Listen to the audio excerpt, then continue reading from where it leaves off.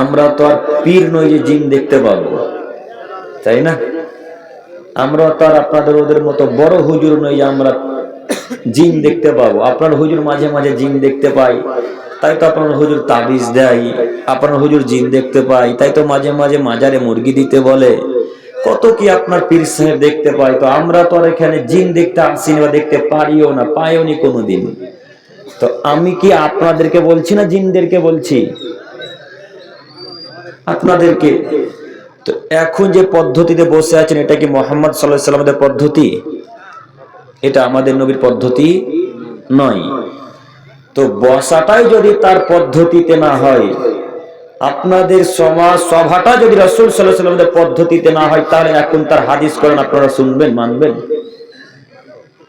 বসতেই তো পারলেন না তার পদ্ধতিতে, তো তার দ্বারা এখন হাদিস করেন কিভাবে মানবেন, কিভাবে শুনবেন? কথা বুঝেননি? আগে বসতে হবে তার দেওয়া পদ্ধতিতে, তারপরে হাদিস কোরআন তার শুনতে পারবেন বা মানতে পারবেন, তার আগে নাই। তো পিছনে যে আমার দাদু দুইজন বসে আছে, দাদুদেরকে কি আমি বোঝাতে পারলাম না? না কেমন কি? ও দাদু, ও দাদু, আপনাদেরকে বলছি, কথা কি আপনারা বুঝতে পারেননি? আপনি বৃদ্ধ মানুষ, আপনি পিছনে কেন? মধ্যে থাকেন, সামনে থাকেন, ঠান্ডা কম লাগবে। পিছনে আছেন কেন? সামনে একটু এগিয়ে আসেন। আমরা তো দেখি যুবকেরা পিছনে থাকে, মুরব্বী সাহেবরা আগে থাকে। তো আজকে এখানে উল্টা মনে হচ্ছে যেন। যুবকেরা পিছনে থাকে কেন? ওরা তো গুটকাখোর, ওরা তো বিড়িখোর। ওদের বিরুদ্ধে যদি কথা যায় তাহলে চলে যাবে, আর যদি ওদের বিরুদ্ধে কথা না যায় তাহলে বক্তব্য একটু বসে শুনবে। তাই ওরা পিছনে দাঁড়িয়ে থাকে যে আব্দুল করিম ভাইয়ের কথা যদি ভালো লাগে তো শুনলাম, আমাদের বিরুদ্ধে যদি কথা চলে আসে তো বাড়ি চলে যাব, আর এখানে বসে থাকবো না। তাই ওরা পিছনে থাকে। তো আপনারা পিছনে আছেন, আপনারাও কি জর্দা গুটকা খান না কেমন কি বুঝতে পারলাম না।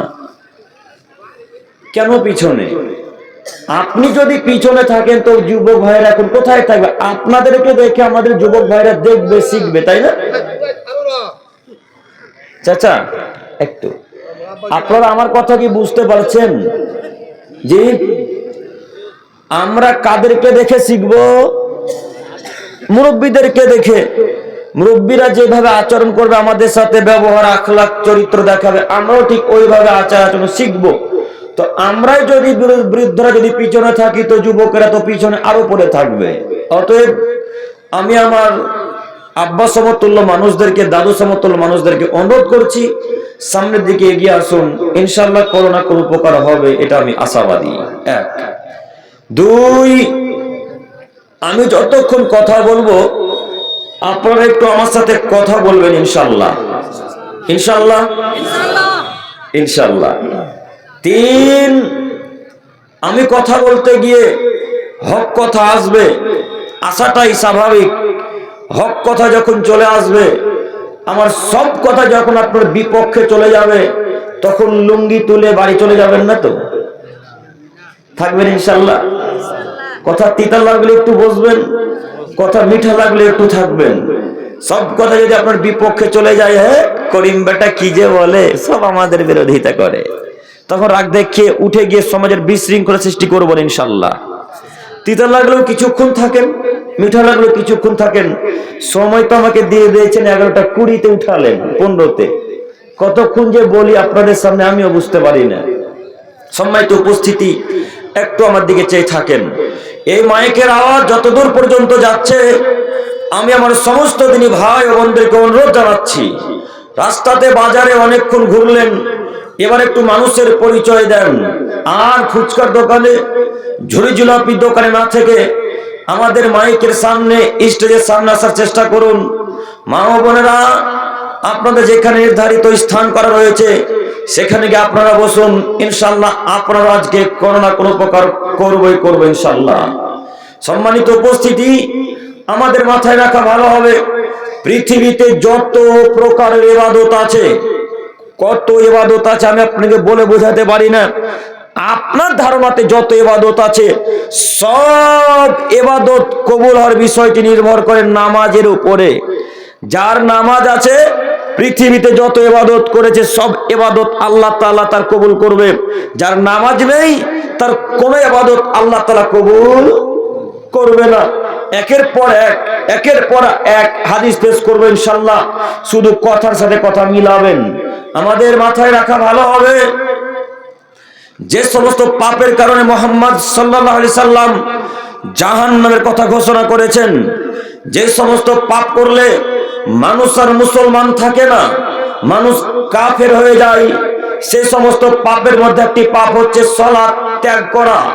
যখন কোনো মানুষ নামাজ ছেড়ে দেয়, যখন কোনো মানুষ সালাতকে পরিত্যাগ করে, তখন সে আর মুসলিম থাকে না। তাছাড়া ইবাদত কবুল হওয়ার বিষয়টি নির্ভর করে সালাতের উপরে, ঠিক যেমন দোয়া কবুল হওয়ার বিষয়টি নির্ভর করে হালাল রুজির উপরে, হালাল পোশাক আশাকের উপরে, ওইরূপ যাবতীয় ইবাদত কবুল হওয়ার বিষয়টি নির্ভর করে সালাতের উপরে। অতএব যার সালাত আছে তার হজ আছে, যার সালাত আছে তার যাকাত আছে, যার সালাত আছে তার সিয়াম আছে, যার সালাত আছে তার পিতা মাতা ফকির মিসকিনদের সাথে ভালো আচরণ নেকি আছে। যার সালাত নেই তার পৃথিবীতে কোনো ইবাদত আল্লাহ তাআলা কবুল করবে না। অতএব সমস্ত মুরব্বী সাহেবদেরকে এবং যুবক ভাইদেরকে অনুরোধ করে বলতে চাচ্ছি, পৃথিবীতে যত ইবাদত করেছেন এখন পর্যন্ত 40 বছর জীবনে, এই সব ইবাদত যদি আল্লাহর কাছে পেতে চান তাহলে আমাদের কি জরুরি? সালাত জরুরি। কথা কি বুঝাতে পারছি? যত ইবাদত করেছি আজ 32 বছর জীবনে, যত ইবাদত করেছি আজ 60 বছর জীবনীতে, সব ইবাদত আল্লাহর কাছে যদি আমরা পেতে চাই তাহলে আমাদের জন্য কি জরুরি? সালাত জরুরি। সালাত আছে যার, হজ আছে তার, সালাত আছে যার, দান খায়রাত আছে তার, সালাত আছে যার, মায়ের সাথে ভালো ব্যবহারের নেকি আছে তার, সালাত নেই যার, পৃথিবীতে কোনো ইবাদতের নেকি নেই তার। অতএব এই পশ্চিমবাংলার ভাষা মানুষকে অনুরোধ করে বলে যাচ্ছি, যাবতীয় ইবাদত আল্লাহর কাছে যদি পেতে চান, কিছু যদি আল্লাহর কাছে পান আশা করেন, তাহলে যে কোনো মূল্যে 5 ওয়াক্ত সালাত আজকের পর থেকে আদায় করতে পারবো ইনশাআল্লাহ। ইনশাআল্লাহ আপনাকে আমি অনুরোধ জানাচ্ছি, একমাত্র মুসলমানের বাচ্চা মুসলমানই জান্নাতে যাবে। ইহা ব্যতীত হিন্দু, খ্রিস্টান, বৌদ্ধ, সাঁওতাল, ডোম, চামার, ইহুদি, নাসারা, মুসলিম বাদ দিয়ে পৃথিবীতে যত ধর্ম জাতি আছে এরা কেউ জান্নাতে যাবে না। যদি এরা জান্নাতে যায় তাহলে ইসলাম মিথ্যা ধর্ম। নাউজুবিল্লাহি মিন যালিক, ইসলাম মিথ্যা ধর্ম নয়। ইসলাম চূড়ান্ত এক সত্য ধর্ম। একজনের কথাতে চলে, তার নাম মুহাম্মদ সাল্লাল্লাহু আলাইহি সাল্লাম। তিনি বলেন, শুধুমাত্র যারা ইমানদার ব্যক্তি, যারা মুমিন মানুষ, যারা মুসলিম হয়ে মৃত্যুবরণ করবে, তারা একমাত্র জান্নাতে যাবে। ইহা ব্যতীত আর কেউ জান্নাতে যাবে না। ওই ব্যক্তি ওই বাণীতে ওই মুখে তিনি বলছেন যে যারা নামাজ পড়ে না তারা কাফের। এখন কাফের জান্নাতে যেতে পারে? এখন তো কাফেররা জান্নাতে যাবে না। তো আপনাকে আমি এখন কি দিয়ে বুঝাবো বলেন তো দেখি? আল্লাহ নবী একটু আগে বললেন মুসলমান জান্নাতে যাবে, তো আমরা তো এখন সবাই মনে করেছি আমরা মুসলিম, তাই না? কথা বুঝেননি ভাই? আমরা তো সবাই দাবি করি যে আমরা মুসলিম, তো আমরা তো এখন সবাই জান্নাতে যাওয়ার হক রাখি, অধিকার রাখি, তাই না? তা আসলে কি আমরা সবাই মুসলমান এখন পর্যন্ত হতে পেরেছি? আমরা পশ্চিমবাংলার ভাষার মানুষ শুধু গরুর গোশত খাওয়া মুসলমান। হ্যাঁ, কথা ভুল হয়ে গেল। আমরা ভারতবর্ষ, বাংলাদেশ, পাকিস্তানের মানুষ শুধু গরুর গোশত খাওয়া মুসলমান। কেন? যদি গরুর গোশত না খাই তো মুসলমান নাকি হওয়া যায় না? কে বলেছে মুসলমান না হলে গরুর গোশত খাওয়া যায় না? কে বলল? ইহুদিরা গরুর গোশত খায় না, খ্রিস্টানরা খায় না, নাসারারা খায় না, হিন্দুরা খায় না। হাজারো হিন্দু গরুর গোশত খায় মুর্শিদাবাদ, পশ্চিম বাংলাতে। আপনি জানেন না? আপনাদের উত্তর দিনাজপুরের খবর জানি না। হাজারো সাঁওতাল ঝাড়খণ্ডে হিন্দুর গোশত খায়। আচ্ছা, আপনাদের পশ্চিমবাংলার ভাষাতে কুরবানির সময় ওই সাঁওতালরা গোশত চাইতে আসে না? আছে তো। তো তারা কি মুসলমানের বাচ্চা? তো তারাও তো গোশত খাচ্ছে। তো আপনিও মুসলমান, আপনিও গোশত খান। কে বলেছে? আচ্ছা, আপনি তো ইহুদিদের মতো, তারা নামাজ পড়ে না, আপনিও নামাজ পড়েন না। তো ইহুদির মাঝে আপনার মাঝে কোনো পার্থক্য এখন কিছু আছে? কথা বলে না, পার্থক্য নেই। তাহলে যার নামাজ নেই সে ইহুদিরা যেমন কাফের, ওই মুসলমানের বাচ্চা ওইভাবে কাফের যে নামাজ পড়ে না। তো আজকের পর থেকে নামাজ পড়তে পারবো ইনশাআল্লাহ। তাছাড়া যারা নামাজ পড়ে না তারা অশিক্ষিত মানুষ, যারা নামাজ পড়ে না তারা বেহায়া মানুষ, যারা নামাজ পড়ে না তারা নির্লজ্জ অসভ্য মানুষ। কে বলছেন? আল্লাহ। আল্লাহ তাআলা কোরআন মাজিদের মধ্যে পেশ করে বলছেন, কোরআন মাজিদ কই? এই তো এটা কোরআন মাজিদ, তো কোরআন মাজিদ আরবের, এটা আরবের। আচ্ছা, এই কোরআন মাজিদের মধ্যে আল্লাহ বলছেন, এ আদমের ছেলে মেয়ে শোনো, ফা খালাফা মিন বাদিহিম খালফ, অতঃপর তোমাদের পরে অপদার্থের দল। কাদের পরে? যারা নামাজ পড়লো না, আল্লাহ রাসূলের পরে, সাহাবা ইকরামদের পরে যারা নামাজ পড়লো তারা কিসের দল? অপদার্থের দল। কথা বুঝতে পারে না। পাশে বাংলাদেশের বর্ডার গো, ঠাকুরগাঁও না? এই পার্শ্ববর্তী জেলাটার নাম কি? ঠাকুরগাঁও তো নাকি এটা বলে? হ্যাঁ, ঠাকুরগাঁওই হবে। আমি যখন ঠাকুরগাঁও বক্তব্য দিতে শুরু করলাম, তো সকালবেলা আমাকে যখন নিয়ে আসলো, তখন ইসলামপুরে একটা লোহার ব্রিজ নাই? হ্যাঁ না, কোথায় ব্রিজটা আছে? লোহার ব্রিজটা ইসলামপুরে যত সম্ভব। তো লোহার ব্রিজটা দেখে যে বলছে, ওই দেখেন আপনাদের ইন্ডিয়া, ওটা ইসলামপুর থানা পড়ে।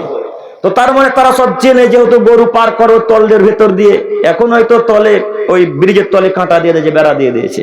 হ্যাঁ হ্যাঁ, তার বেড়া। হ্যাঁ, তো তারা তো চেনে, তারা তো গরু পাচারকারী মানুষ, গরু পাচার করে। তো এই পাশে বাংলাদেশ, বুঝেন না বক্তব্য রীতিনীতি? ওরা যদি বক্তারা ওখানে মাইক আলোচনা করে, তো এই ইসলামপুরের এই উত্তর দিনাজপুরের মানুষ শুনতে পাবে, পায় না? পাই তো। তো এখানকার মানুষ আলোচনা করলে ওরা যদি শুনতে পায়, তো আপনারাও তো পাবেন। আমি সকালবেলায় যখন এখানকার হিন্দুরা গান বাজাচ্ছিল কালী পূজার সময়, তখন ওখান থেকে গান বাজার আওয়াজ পাচ্ছিলাম, ঢোলের আওয়াজ পাচ্ছিলাম।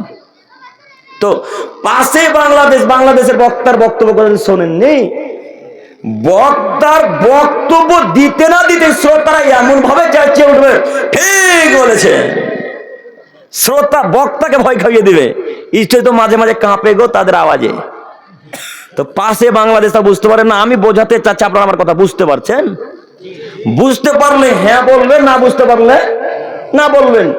আমি চাই না যে আমি বক্তব্য দিয়ে চলে যাই, তারপরে সকালবেলা বলবেন, হ্যাঁ করিম বেটা কি যে বললো কিছুই বুঝলাম না।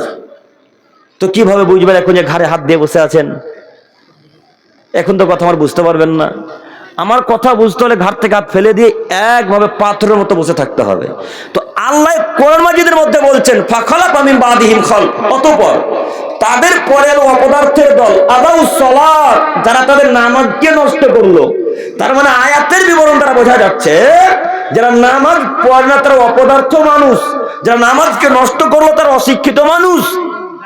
পরের আল্লাহ বলছেন, ফাসাউফা ইয়ালকাউ শাহওয়াত, যারা তাদের কুপ্রবৃত্তির অনুসরণ করবে, আমি তাদেরকে ভ্রান্ত পথের শাস্তি ভোগ করাবো। অত্র বাক্যে দুইটি কথা। এক, যারা নামাজ পড়ে না তারা অশিক্ষিত মানুষ। কার বাণী? আল্লাহর বাণী। আল্লাহ বলছেন যারা সালাত আদায় করে না তারা অপদার্থ, অশিক্ষিত। তো এখন এই পশ্চিমবাংলার ভাষাতে যত মানুষ নামাজ পড়ে না, এদেরকে যদি আমি এখন অশিক্ষিত বলি, এদেরকে যদি এখন আমি অসভ্য বলি, এদেরকে যদি আমি অপদার্থ বলি, তো এখন আমি অপরাধী না আল্লাহ অপরাধী? আমি আল্লাহ অপরাধী না? এ ভাই বুঝেছে, আল্লাহ অপরাধী। কেন? এই পশ্চিমবাংলার ভাষার মানুষ এখানে একটা ইংরেজিতে ছড়া লিখেছে। কিসে? কথা বলেন, একটু কথা বলেন। ইংরেজিতে ছড়া লিখেছে। তো ইংরেজি ছড়াটা যিনি লিখেছে তিনি এই এলাকারই মানুষ।